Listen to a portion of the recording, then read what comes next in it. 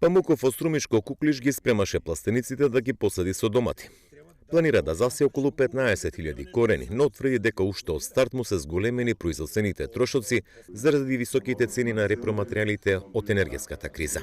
Значи, секоја нова набавка од 1 декември во ѓубривата се со различни цени. Ако во октомври беше една вреќа ѓубре кан 3,15, 3,16 шилитра, 40%, значи сега овие ако беше о 500 денари набавна, ја продаваме 600, сега е набавна 1200, 1300, дури шилитрата азотот кој е 2000 денари набавна. Според него, цената на ѓубривата се зголемиле за речиси над 100% и бара државата да ги субвенционира, а како основа да бидат фискалните сметки за купени repроматеријали.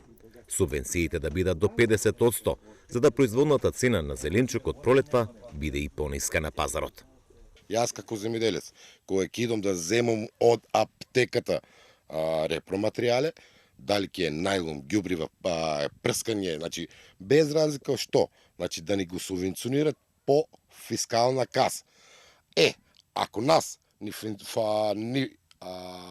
субвенционират 50%, значи ние ќе имаме со 50% ефтино производство, ќе имаме конкуренција на пазарот и оние во градовите кои што живеат, каде што сега плаќаат 120, 150 или 240 денари една краставица, барам да ја платат 30-40 денари. Реагираат и земјоделските здруженија. Сметат дека зголемените цени на земјоделските repроматеријали, конкретно за раноградинарството, ќе предизвика да се намалат и површините под зеленчук.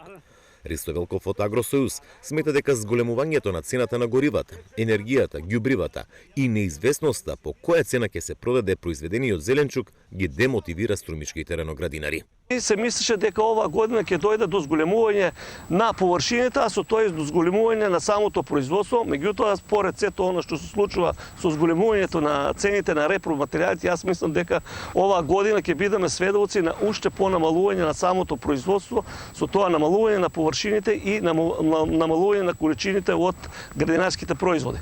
Во моментот во земјава има увоз на зеленчук и тоа по високи цени. Идниот месец се очекуваат и првите произведени количини од Струмишкото поле, кои за разлика од ланските, ќе бидат и поскапи заради што земјоделците бараат субвенции на земјоделските repроматеријали.